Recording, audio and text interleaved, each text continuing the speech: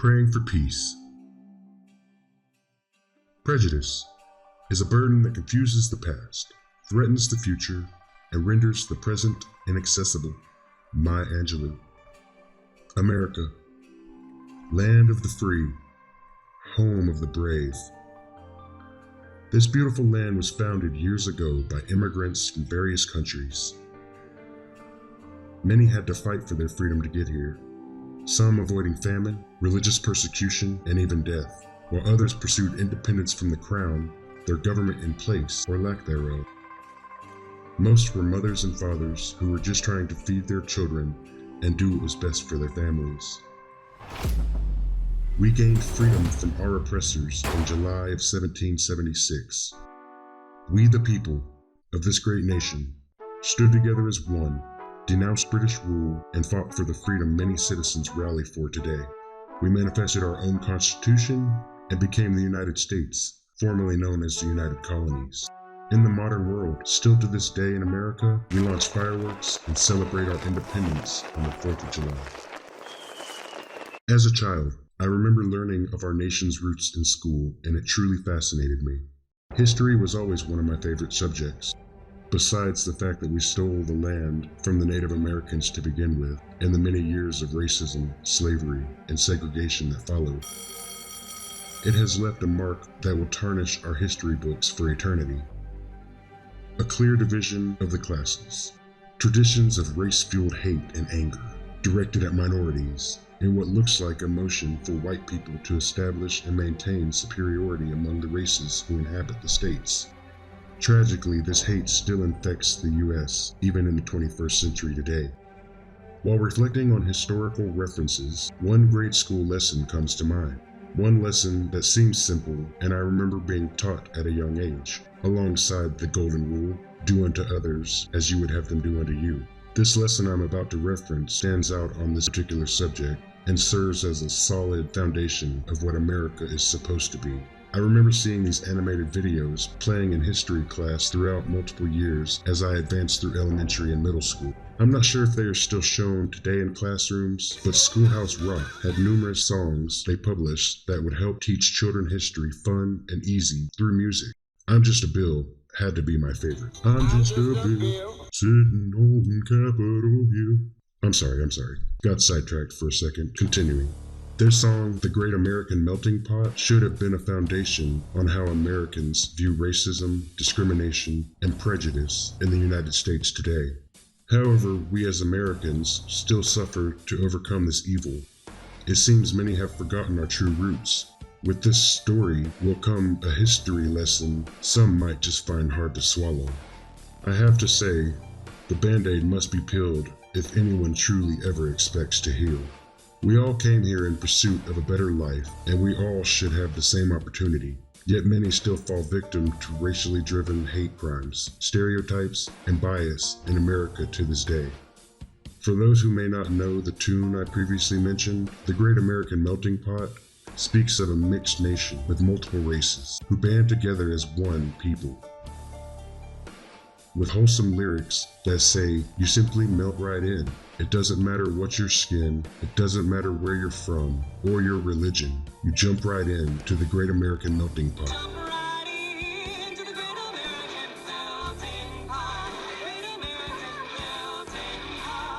Our country was founded on the concept of freedom. The reality here is, no one is free in the United States until everyone is free here. Throughout centuries, it seems there has been a struggle to maintain power in this country. A struggle that sadly created an evil in this world that should never have existed. Racism, prejudice, and inequality still plague this great nation today. The judgment, stereotypes, and unfair treatment of others based on the color of one's skin, heritage, or religious preference, deeming them lesser or inferior people to what race one thinks holds superiority over another. It seems the white man has feared losing control of power, and in doing so, many have suffered at his sword for hundreds of years. In 2017, it was published in U.S. News that 97% of the Republican Party and 79% of the Democratic Party classified as Caucasian. In 2021, a new report shows that an overall mere 23% of elected officials classified as other than Caucasian. These numbers are astounding. This article also boasted that this is the highest percent of diversity in U.S. history, included here within this 117th Congress. Maybe it's time for a transition of power. As a Caucasian man who has grown up in the South, I've seen many of these racial injustices since moving to Alabama at the age of 13. There's a problem within our government and it needs our full attention. As I grow older and things seem to progressively get worse, I can only hope my voice helps inspire other Americans to make a stand for equality, no matter the color of their skin. However, the color of one's skin may actually speak volumes louder than the voice they are using to say it, and not even know it. I mean no disrespect in saying this, but I urge and will stress the fact that we need more white people to step forward in this battle for equality we as a country are still faced with today. Even if you think this topic doesn't pertain to you, or may just fear hindering your reputation, think of the numerous generations that have suffered and were never given a chance. Think of those still facing these challenges. In our Declaration of Independence, it says all men are created equal. Think of the ones who haven't had a voice before and use yours to help change the world, so we can truly move forward as one. That's the one misconception I had as a child about history. History isn't just a bunch of old people, dates, and a bumpy past. History stands for his story and takes place around us every day. We are the change. As we stand currently, we will never move forward as a country if the fight for equality is never over. In the end, we will remember not the words of our enemies, but the silence of our friends. Our lives begin to end the day we become silent about things that matter. Dr. Martin Luther King Jr. I have a dream that one day this nation will rise up, live out the true meaning of its creed. We hold these truths to be self-evident, that all men are created equal. Dr. King was a man of many words who could captivate all who came to hear him speak. His messages of peace, love, and hope will radiate in the hearts of millions until the end of time. His inspirational speeches and sheer kindness for his brothers of all colors will spread positivity and what I like to refer to as biblical love throughout all of mankind. Biblical love, in this sense referring to the love God has for all his children, even after they live a life filled with sin. Forgiveness, loving all, and not condemning others for the mistakes they've made. Ye are all my brothers here. We are all humans, flesh and blood that will die one day. Hatred for others is a choice one lets flow through their veins. The only way to overcome this tragedy at hand sweeping our nation is to stand together and face this demon head on with compassion for all. All men are born free and equal, stated in both the Declaration of Independence and the Bill of Rights. In the American Constitution, when it distinguishes black men from other black men by giving some of them the title of free blacks, is an abomination entirely. Actually, let me rephrase that. In the American Constitution, why are black people the only race mentioned at all? I'll give you a moment to let that sink in. None of our official government documents or records state free whites or any other race referenced with the label free. This alone is as demeaning as having to add black to lives matter here and now in the 21st century. In saying that, I'm not saying I don't support the cause. I'm saying these actions are an embarrassment to the human race, and it's gut-wrenching to see all it's still causing to this day. So here I come to stand one with the people. Black lives matter. May we all live in peace and harmony one day. I pray I'm alive to see it. With the conclusion of the Civil War, one would think it would eliminate this crude concept housed in our Constitution of labeling a black man free, when the Bill of Rights and our Declaration of Independence both state all men are born free and equal. No, this wasn't the case. Also, to make matters worse, in 1787, African Americans were written into the Constitution under the 3/5 law. This meant black people were now allowed to vote, but only 3/5 of their total vote would be counted, essentially saying each was only 3/5 a person. With the election of Abraham Lincoln and his motion to eliminate slavery commenced, for the first time, war broke out on American soil. The South, disgruntled by the outcome, fought to keep slavery alive, as others stood to fight for the freedom of all. April 12, 1861, Southern troops fired on Fort Sumter in South Carolina. This attack led to a 4-year civil war with Union troops. Robert E. Lee surrendered during the Battle of Appomattox at the courthouse in Virginia on April 9, 1865. 2 months later, June 2, 1865, the remaining Southern troops surrendered in Texas, which marks the official end to the war. With the Civil War over and slavery now abolished, one would think racial discrimination would diminish, improve race relations, and establish equality progressing into the future. However, this seemed to have an opposite effect and drove a wedge between our nation's people. It fueled segregation, race-related attacks, and police injustice of African Americans for years to come. Sadly, almost 100 more years will pass before enough was enough and the civil rights movement began. For generations, this Confederate hate, this evil that coursed our country for so many years, has lingered and feasted on our peace for far too long. This cannot happen anymore. It's time for a change, and it starts with we the people. In 1954, the civil rights movement began. Blacks and whites came together to fight racial injustice in America. This age brought forth many powerful speakers. Groups such as the Black Panthers and even celebrities came together to fight for equal rights of all. Rosa Parks had her famous stand while remaining seated at the front of the bus on her ride home after a long day of work, when she was asked to give up her seat for a white person and said no. At this time, buses were segregated and the first 10 rows were dedicated to white people only. The police were called and Miss Parks was arrested for civil disobedience. This moment will help initiate the civil rights movement.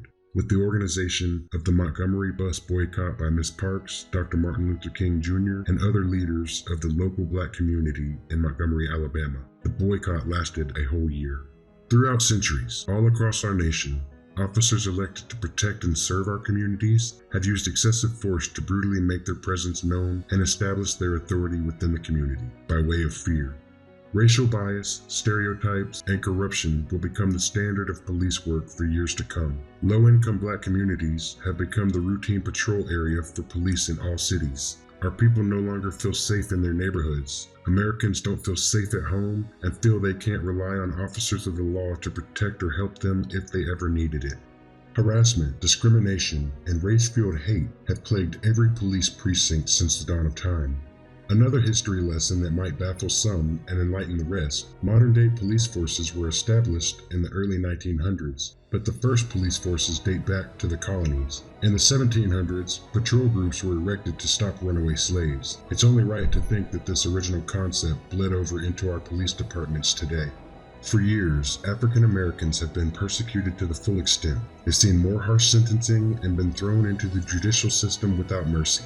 Locked away without being given a real chance to better their life, labeling them criminals for misdemeanor offenses. Then once released back into society, their records bar their potential employment opportunities, decent paying jobs eliminate their applications, thus starting a cycle of misbehavior and incarceration. With many struggling, starving, and hungry, living in a society where a 40-hour work week at minimum wage can't cover one's bills and living expenses. That is, if you can actually find a company that will schedule you 40 hours. For the longest, employers only tried to schedule their employees 30 to 35 hours a week to avoid having to pay their workers benefits or overtime. They aren't considered full-time employees under 40 hours. That's another story altogether, but does influence the snowballing outcome falling victim to our people. Minuscule mistakes at a young age, and citizens grow up feeling condemned for their actions with no hope of improvement, creating repeat offenders and a cesspool of criminal activity. A breeding ground for police misconduct, brutality, and corruption that has yet to stop. This is where our story will take a turn for the worst, a transition from a history lesson to current-day mayhem and devastation. May 25, 2020, while the whole world is suffering from the impact of the coronavirus pandemic said to have no cure, many families destroyed, suffering losses, struggling for food and necessities to survive, George Perry Floyd Jr., a 46-year-old African-American man and father, was horrifically strangled to death by police officers. While handcuffed and pinned down by 4 officers, Mr. Floyd struggled for oxygen for 9 minutes in the streets of Minneapolis. This event will cause an uproar led by peaceful protests and riots all over the country. Even with the virus spreading worldwide, claiming lives by the thousands, millions of people, all races, stood together and took to the streets to protest police brutality and injustice. After only a few days, it was apparent a civil rights movement was upon us, many seeking justice in this particular case, all fighting for the equality of races. As the protests raged on from city to city across America, it seemed there was no end in sight, and at some point honestly looked like the Civil War II was subject to break out at any moment. History being made before our eyes, I followed the NAACP rally schedule and decided to attend the protest they had set in Huntsville, Alabama on June 3, 2020. The NAACP was founded on the 100th anniversary of former President Abraham Lincoln's birthday. While out handling some business that morning, I decided to take a few clips documenting precautions that Alabama still had in effect pertaining to the pandemic. Mask mandate, line spaces 6 feet apart, and a limit of 5 people in the building at one time. To me, it was quite intriguing to see the effects the coronavirus pandemic had on the whole world, and it was nearing almost 2 months since the start. I definitely didn't realize it would last over a year at this point. I decided to walk the pathway and try to record the whole experience for myself and others on camera. While walking, I noticed small pieces of chalk and decided to draw my own square. As I wrote Black Lives Matter in about 10 different colors since I didn't have one single whole piece of chalk, I appreciated how the multiple colors also represented multiple races together as one. As I completed my square, the local news channel arrived to document what was left behind by the peaceful protest from the night before. They asked if they could interview me for my thoughts on the protests taking place around the world, and I agreed. She asked several questions. The segment aired the following day. I had friends call and tell me they saw me on the news talking about the protest. I went and saw a copy of it online. They didn't show my whole interview, but the question she chose for the clip was, "What did I think when I came here this morning and saw all this?" I told her it was all very overwhelming, but the thought I had most was the unity. All the people who came and stood together for this cause.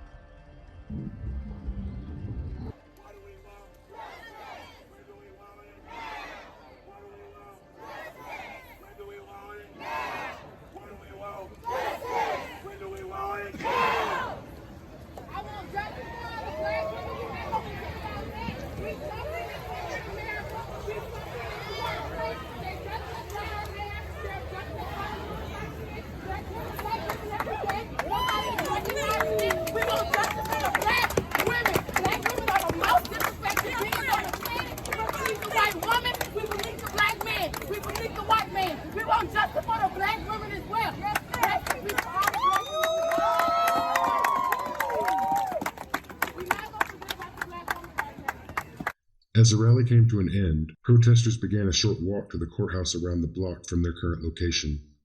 A short walk, less than a mile away.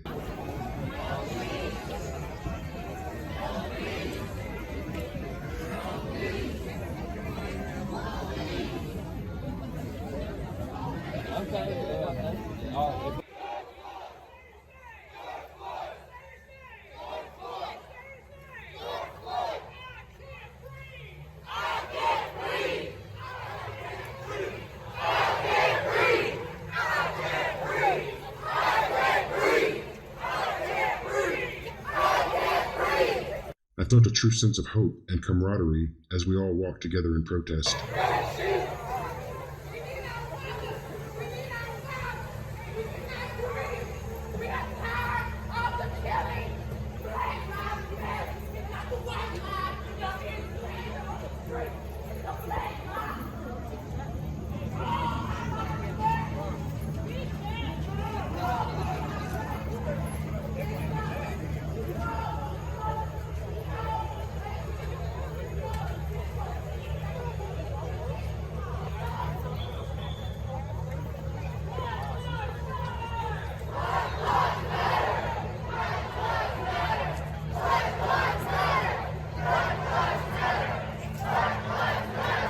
The crowd chanted and marched towards the downtown square. As we topped the hill and could finally view the courthouse, a large police presence was visible, and it was apparent they didn't come to be peaceful. Numerous officers from different departments. I say that because in my video and images, you could tell they all aren't wearing traditional officer uniforms you see most of them wearing. I'm not sure if my video shows it, but there were officers on the roofs looking through binoculars and gun scopes, others flying drones, and all had some sort of riot gear equipped or weapon in hand.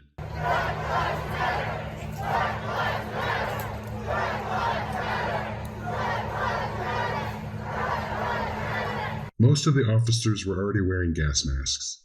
My video of them starts around 6 p.m. For them to have their equipment on preemptively shows their full intent to use force.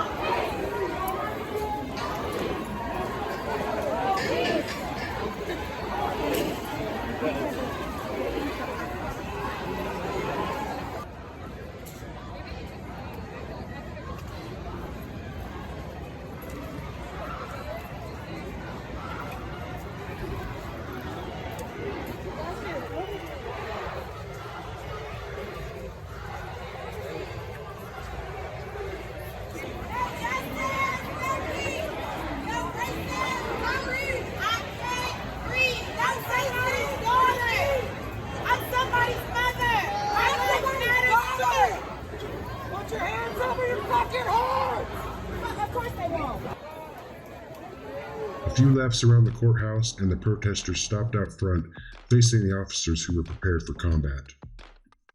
At this time, I see a man start burning an American flag, and it captures my attention. Another group of protesters take the flag from him and put it out. While doing so, an altercation sparks.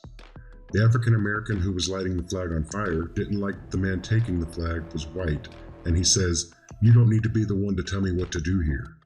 While one guy is still telling him to burn it. He acts like he wants to fight him. Another African American grabs the flag and runs off with it, and the scene de-escalates from there. Burn that shit! Hey, burn that shit! Burn that shit! Who is you, bro? Who is you, bro? Who is you, bro? Who is you, bro? Chill out, bro. You ain't here for me.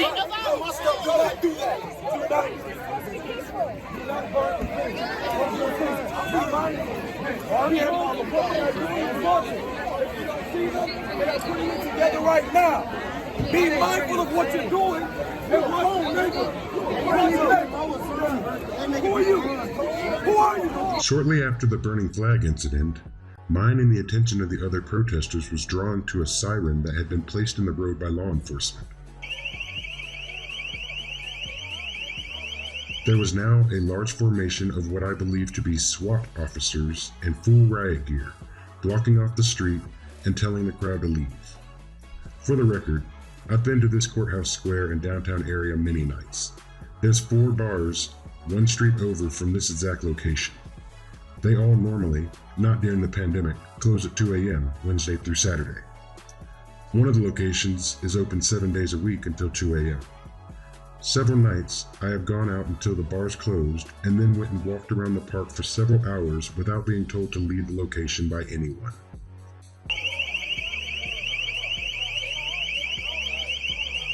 The crowd forms on the opposite corner of the square facing them and begin to chant.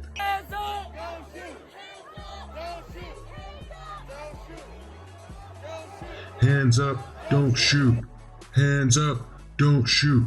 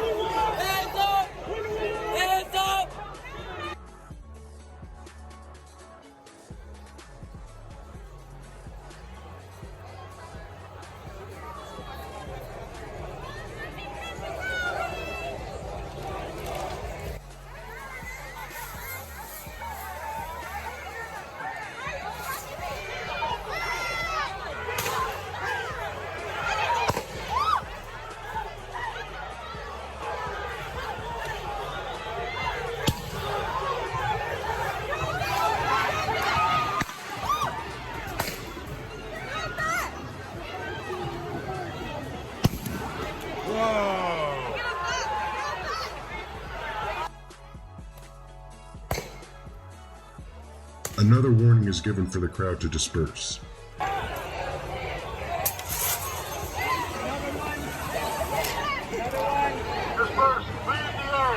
Fuck you! Fuck Will! Fuck all of y'all! Fuck every goddamn one of you racist fucking pigs!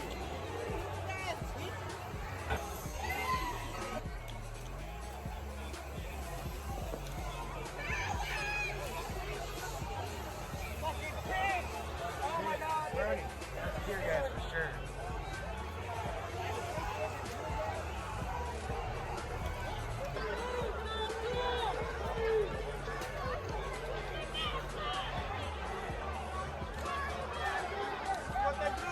At this time, we started hearing police sirens off in the distance.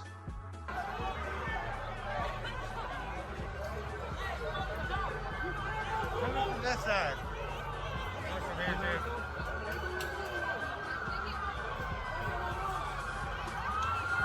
Coming right now.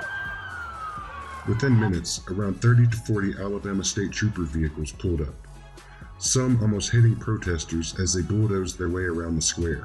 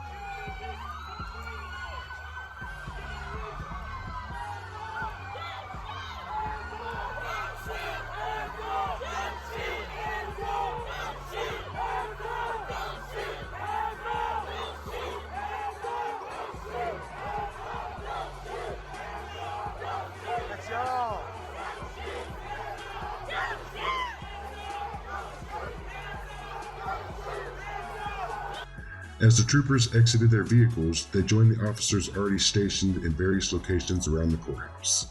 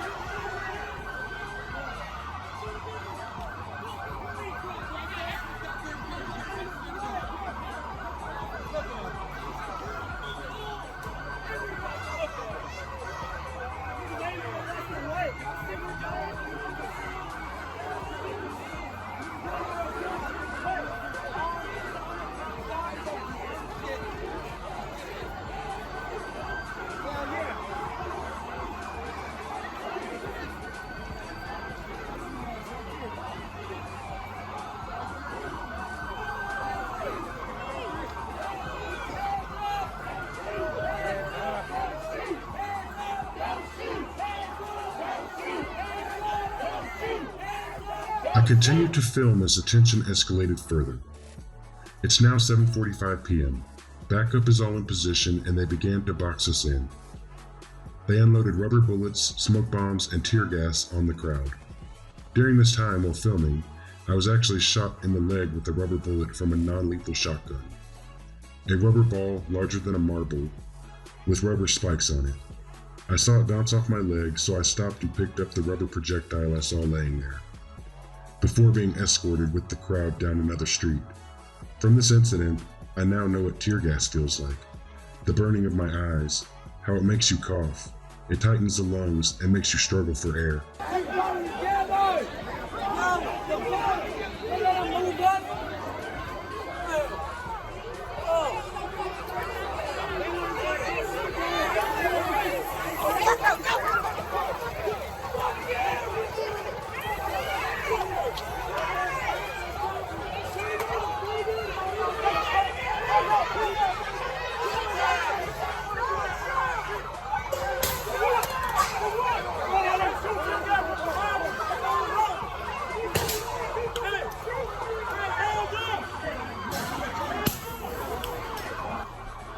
They herded us like cattle for slaughter down the empty streets.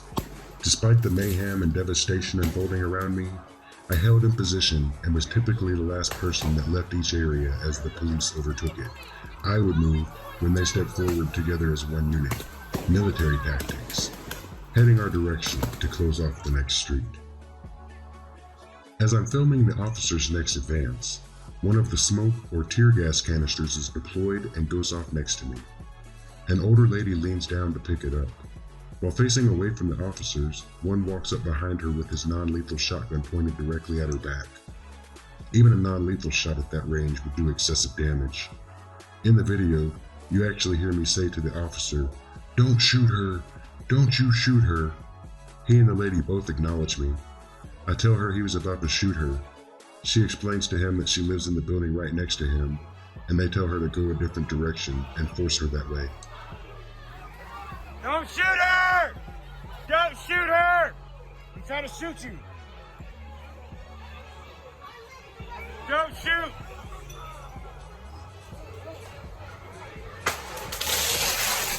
Before I could think, a firecracker disbursement projectile blows past me and explodes in the street a few feet away.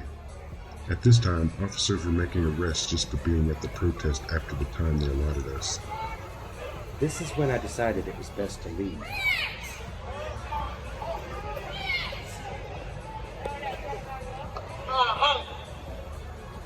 They continue to corral the protesters back to the park. I see a first aid crew set up that is dressing the protesters' wounds and assisting tear gas victims.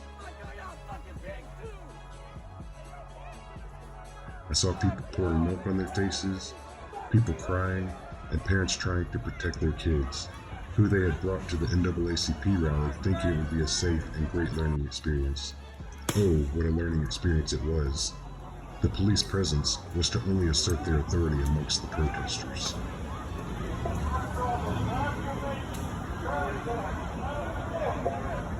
In my last moments filming, you can see officers shooting at protesters over civilian vehicles with passengers in them. No sense of care for the public. A scene I won't soon forget.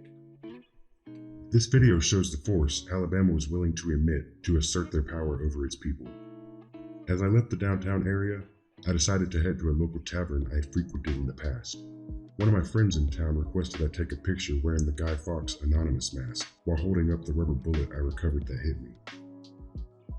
The next day, the local news spoke of 20 arrests related to the protest, and now questions had arose of the police department's excessive use of force from that day.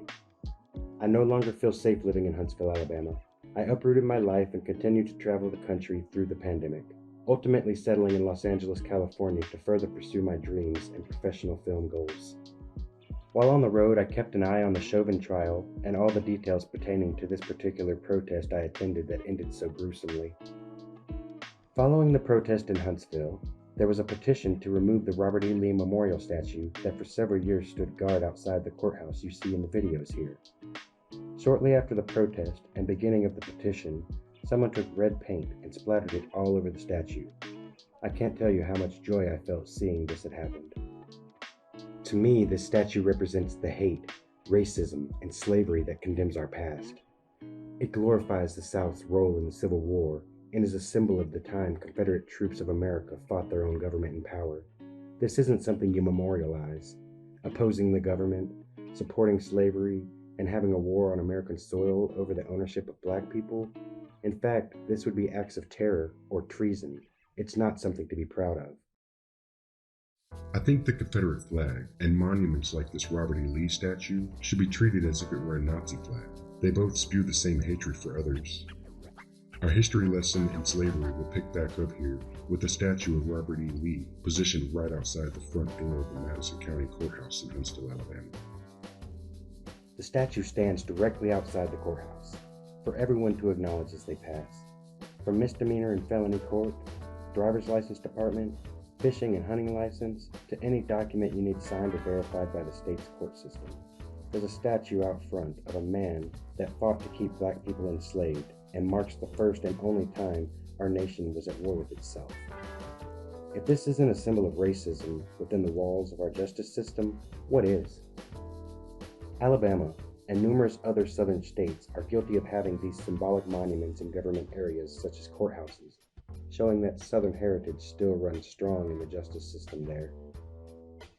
For years, living in Alabama, I heard Southern proud Americans say heritage, not hate, as they flew their Confederate flags, wore it on their clothing, and decorated their vehicles proudly. Wake up, America. The Confederate heritage is hate, plain and simple. This can easily be compared to Nazi behavior. These memorials should be eradicated from this land as the Nazis were. Our country will never progress forward with this hate still lingering in our midst. As I returned to Huntsville a few weeks after the statue had been vandalized, I took some pictures while there. Someone had placed flowers at the statue's feet, obviously in support of Mr. Lee feeling better, not the meaning behind the paint-splattered offense or the protests. To me, the red paint symbolized the blood of many innocent men, women, and children that had been mistreated, abused, and slain based on the color of their skin. All those that had been beaten and maimed. The blood of so many slaves that if it were to be on one person's hands, could sensibly be his. Children learn more from what you are than what you teach. W.E.B. Du Bois. The statue stayed in front of the courthouse several months covered in paint because they didn't want to damage it further trying to clean it. Shortly after, another petition was in place for the removal of the statue. Tragically, it was now to preserve the statue in a museum, to protect it and prevent further damage, not just to remove it like before. No race is superior to another, and in the United States of America, where we pride ourselves fully on freedom, this can no longer stand. As the year continues to unfold, it is apparent that our current president, Donald Trump, is unfit for position as our commander-in-chief. He's childish, inconsiderate, and volatile. Through the Floyd protest, he only enacted more violence and anger by telling officers to use excessive force, by any means necessary, to maintain control. Throughout Trump's presidency, he created racial tension with his actions. I fear him publicly acting like he has while being in office has set our country back in history several hundred years. There's even been speculation of Trump being linked to white supremacist organizations and hate groups. With Donald Trump's sheer disrespect for others and lack of professionalism, he lost all my respect as president and an American. Trump's condescending nature, public outbursts, antics on Twitter, and careless approach to anything that didn't benefit his racial agenda drove a wedge into our country at alarming rates. Current generations growing up during his term are now saying it's okay to act like that, even if you are president. With the 2020 election approaching, it's clear the people, the Democratic Party, and even members of the Republican Party want Trump out of office. During the election's first presidential debate, Donald Trump was asked if he could openly condemn white supremacists or hate groups such as the Proud Boys. Trump offendedly said, "Well, sure, but we really need to look at the left wing's agenda." He said specifically, "Tell the Proud Boys to stand down and stand by." Wow, what an answer. I'd like to point out that he never addressed white supremacists or militia groups like he was originally asked to condemn. You have repeatedly criticized the vice president for not specifically calling out Antifa and other left-wing extremist groups. But are you willing tonight to condemn white supremacists and militia groups and to say that they need to stand down and not add to the violence in a number of these cities, as we saw in Kenosha and as we've seen in Portland? Sure, are you I'm willing prepared to do specifically that, do it? Well, go ahead, I would say almost everything I see is from the left wing, not from the right wing. So what are you saying? I'm willing to do anything. I want to see peace. Then do it, sir. Say it. Do it. Say it.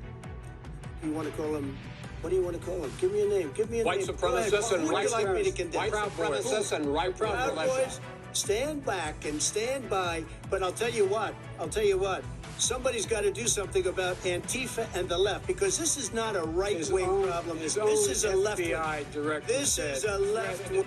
After a nasty presidential campaign and heated debates, Joe Biden wins the election, and many are looking to him for a new hope. The change our country needs to fix the damage Trump caused and truly make America great again.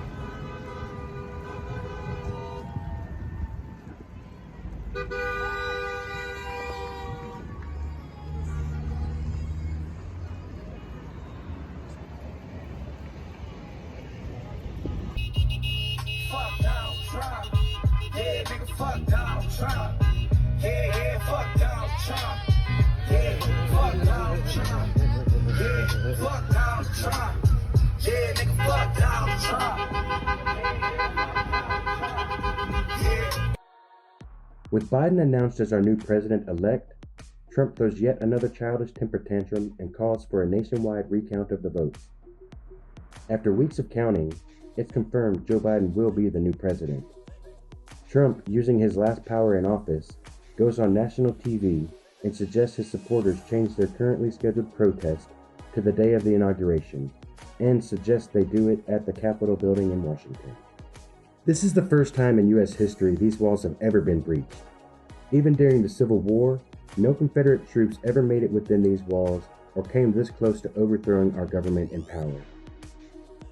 During this attack, 5 people lost their lives, including one officer of the law. Many others were injured during this advance. These events will stand as one of the most appalling accounts in American history until the end of time. Even though Donald Trump used a variation of the words fight at least 20 times in his speech that enticed the Capitol riot, he was in no part held liable for the actions of his supporters, although many were reported later saying they were just following the orders of what the current president at the time told them to do. After this, we're going to walk down, and I'll be there with you. We're going to walk down. We're going to walk down anyone you want, but I think right here we're going to walk down to the Capitol, and we're going to cheer on our brave senators and congressmen and women, and we're probably not going to be cheering so much for some of them, because you'll never take back our country with weakness. You have to show strength, and you have to be strong. This is a travesty. Even a blind man could see where Trump was the sole source that ignited this hate-fueled attack on our country. If nothing is done, this is going to tarnish the production of equality in America from here forth. I now wonder if Trump was only freed of these allegations because many other government officials would have faced charges if he spoke. We've done things like nobody's ever thought possible, and that's part of the reason that many people don't like us, because we've done too much. But we've done it quickly, and we were going to sit home and watch a big victory, and everybody had us down for a victory. It was going to be great. And now we're out here fighting. We set a record with Hispanic, with the black community. We set a record with everybody. Today we see a very important event, though, because right over there, right there, we see the event going to take place, and I'm going to be watching, because history is going to be made. We're going to see whether or not we have great and courageous leaders, or whether or not we have leaders that should be ashamed of themselves. Throughout history, throughout eternity, they'll be ashamed. And you know what? If they do the wrong thing, we should never, ever forget that they did. Never forget. It's time for a change, America. Some may not believe it or think it truly exists, but I, as a Caucasian man who lived a majority of his adult life in the South, can say white privilege does exist. Some are oblivious to it.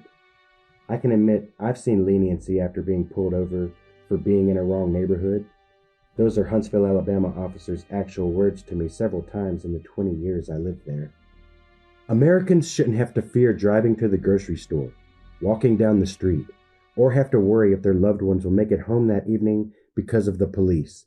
The ones elected to protect and serve our communities so they feel safe have become the problem that needs addressing.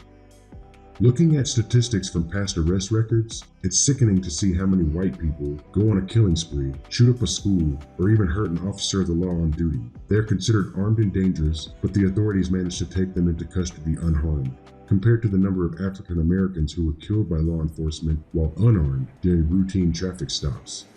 Still to this day, many African Americans are incarcerated for victimless crimes.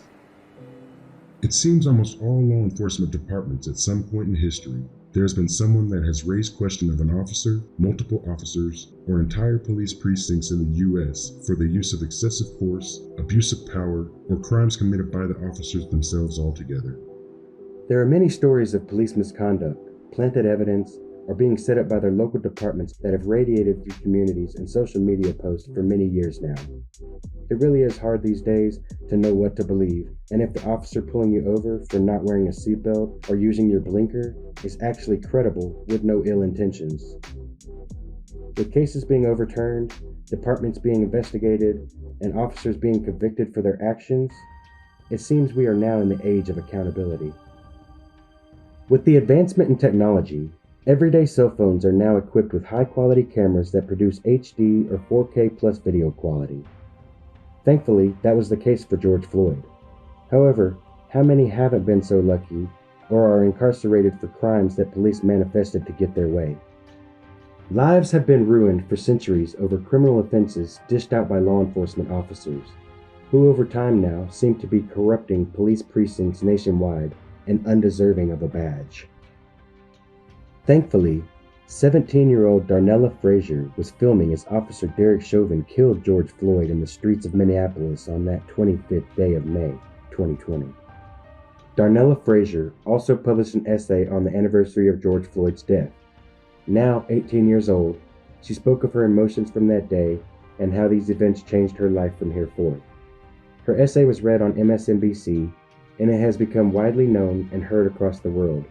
She will go down in history as a key influence on the current civil rights movement we as Americans are facing today. With Darnella Frazier's cell phone video footage, the courts found Chauvin guilty on all 3 charges: second-degree unintentional murder, third-degree murder, and second-degree manslaughter. It said all sentences will run concurrent, so he will face the longest of them, which was the second-degree murder charge, holding up to 40 years in prison for his actions pertaining to the death of George Floyd. I remember crying as I filmed the news announced this outcome on live television.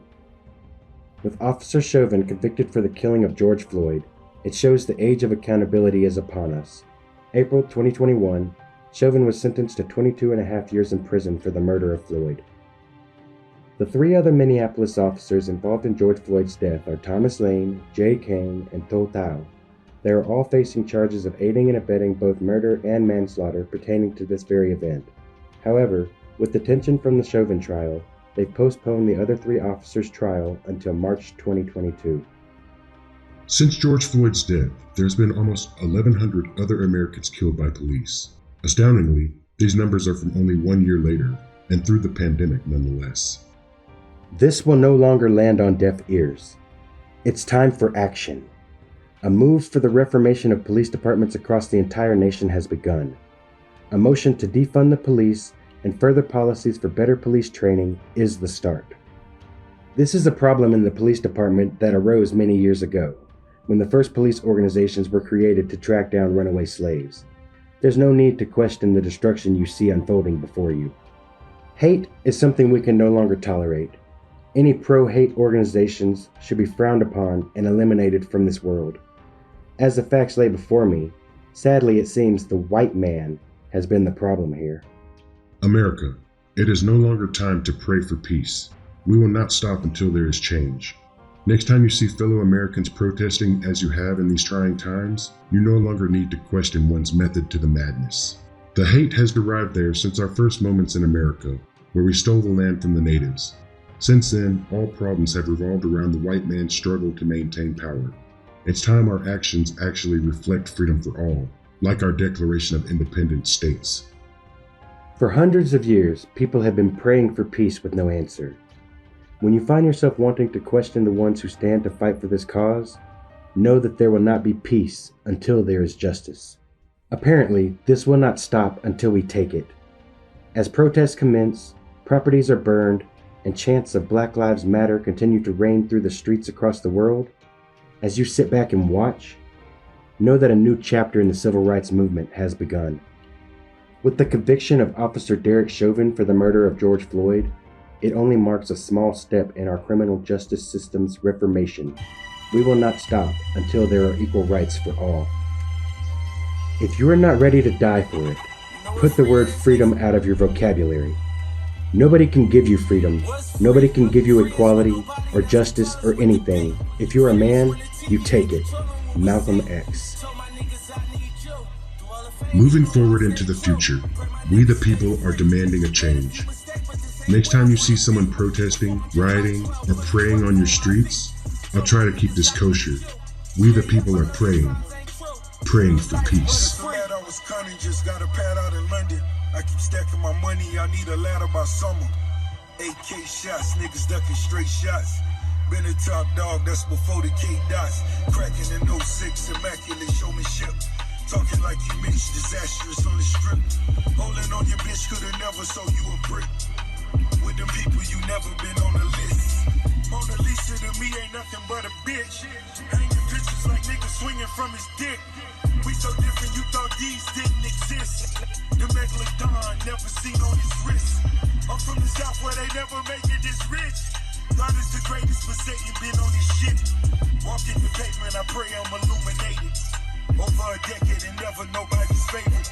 Prod and Kilo go hand in hand like we gamble and huff. Miami go a million grams when we count them enough. You was dead broke, I let you hold it back. You paid for it, but I fuck around and stole the track. Screaming gang, gang, now you wanna rap. Racketeering charges, caught them on the tap. Looking for a bond, lawyers want to tax. Purple hair, got them faggots on your back. Free? Free is when nobody else can tell us what to be. Free is when the TV ain't controlling what we see. Told my niggas I need you. Through all the fame, you know I stay true. Pray my niggas stay free.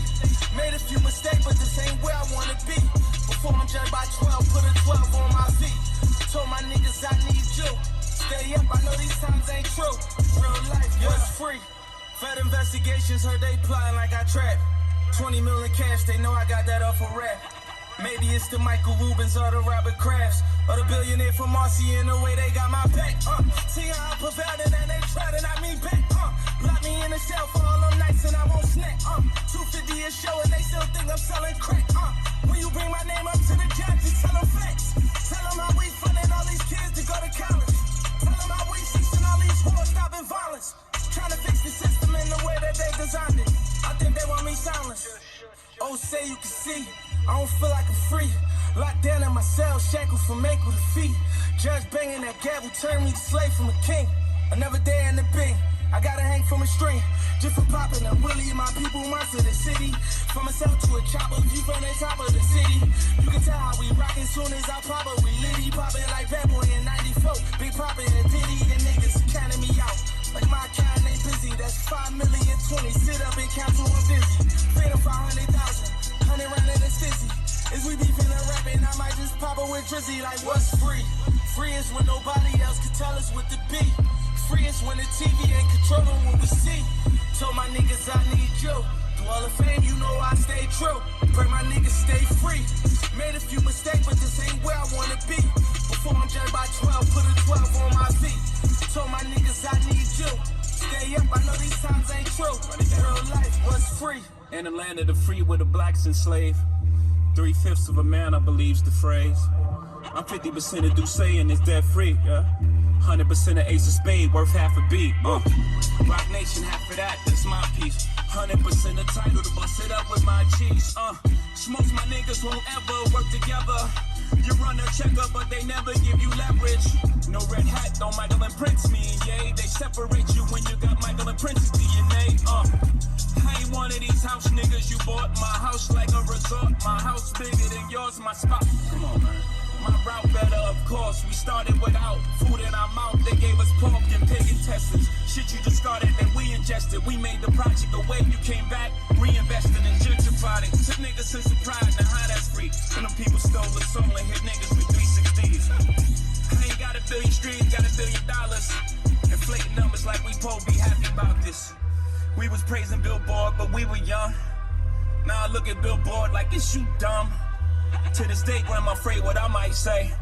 They gonna have to kill me, Grandmama, I'm not their slave. Check out the bazaar, rapping style used by me. The HOV, look at my hand free, carefree. Niggas ain't there free, enjoy your change. What's your employer name with the hairpiece? Hustle by the hood, can't no shotgun rob me. My account's so good, I'm practically living tax-free. Factory, that's me. Sold drugs, got away, scot-free. That's a CCE, copy, guilt-free. Still me, and expect me to not feel away. To this day, you would say, y'all kill me. Sucker free, no shucking me. I don't jive turkey. Say happy Thanksgiving shit sound like a murder to me. Smoke free, all of y'all calling out toll free. Label rob you for millions, yet you wanna put a hole in me. Sugar free, seasoned but I'm salt free. You lay a hand on hold my shooters, shoot for free. I promise World War III.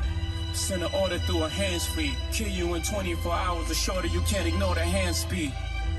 On guard, it's off the head, this improv, but it's no comedy. Sign I fail, hell no.